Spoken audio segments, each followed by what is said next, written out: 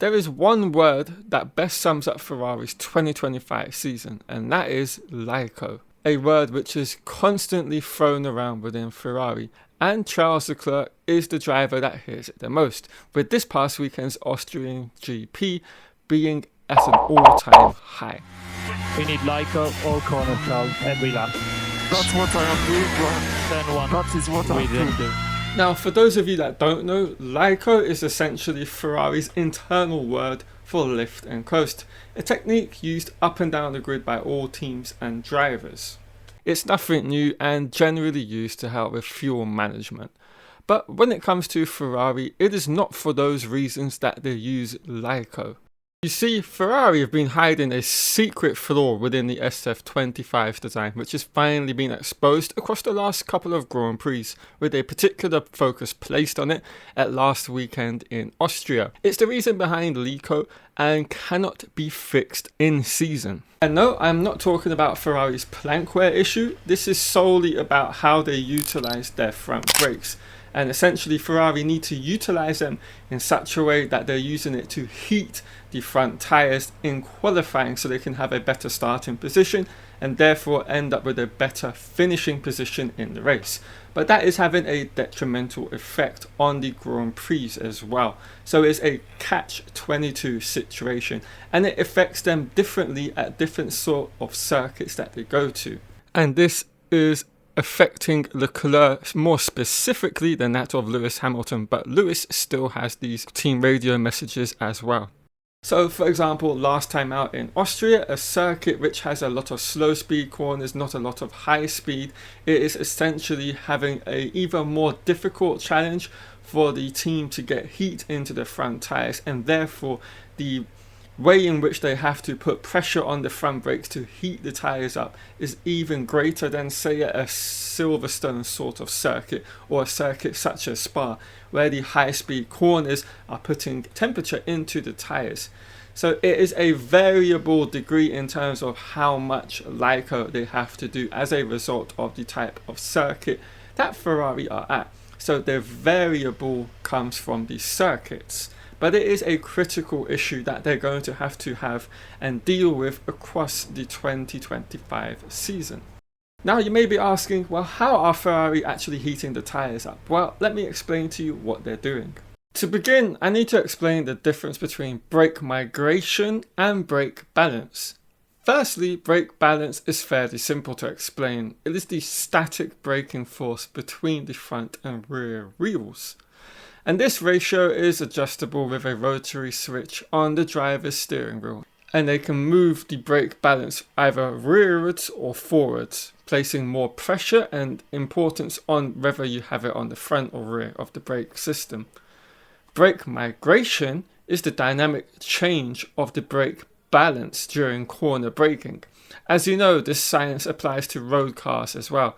When you brake, the major forces are put on the front brakes of a vehicle, and during this phase the brake migration on an F1 car is constantly reducing the usage of the rear brake to stop rear locking of the car. And this is controlled by the brake-by-wire system across all of these hybrid F1 cars. And it's these settings along with the team's chosen level of brake cooling which is having the impact that I'm talking about within this video during the races and the usage of Lico. Now what I mean by this is the team across every Grand Prix weekend will have to decide just how much they are going to close off the front brake cooling, essentially the ducts within their brake system on the front of their car. And this of course allows the hot air to stay housed within the brake system and thus heat the front tyres during qualifying. But of course this is going to have an adverse effect in a race when you do not want your tyres to overheat and have thermal issues. And that is where this talk of Lico constantly on the radio for both Leclerc and Hamilton stems from. And this is the compromise that Ferrari have to make weekend in and weekend out. And sometimes it can be even trickier with other factors coming into play. For example, the weather. Does it have a big impact on what they choose, because they don't have the temperatures on a Friday practice session to see how it is going to have an effect come Sunday? So if the temperature rises and they haven't seen that, they cannot necessarily get the optimum kind of working window in a sense for this particular issue they have on the car. And likewise, the same situation can unfold as well. If one of the drivers crashes in FP1, for example, they have less data, a significantly less amount of data to shift through to make their decisions, their informed decisions as they head into Saturday and of course Sunday. And these are the variables at play for Ferrari with regards to this particular issue. And this issue will not get any better until, hopefully for their sake, the rear suspension is unlocked for the SF-25, which is now looking like it's going to be coming for Spa, not this week in Silverstone.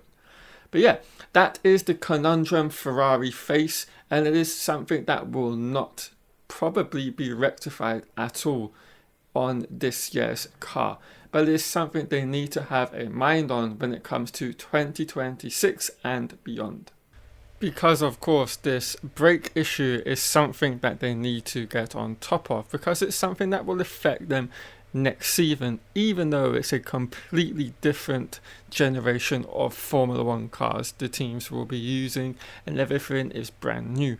The issues with regards to tyres, thermal management, tyre wear, the heat, all of these sorts of things are still external factors within a Formula 1 car, and so it is something Ferrari need to pay attention to, need to rectify and get correct. And if that is something that takes a little bit extra time and it's a piece of an upgrade that they can introduce at the end of the season where it rectifies that issue, or at least gives them a huge amount in terms of, say, 75% of understanding it, that is a major help when they go into 2026 and beyond. It is something that they need to rectify. And I hope for their sake, as well as for Formula 1 in general and the Tifosi, it is something that they can achieve.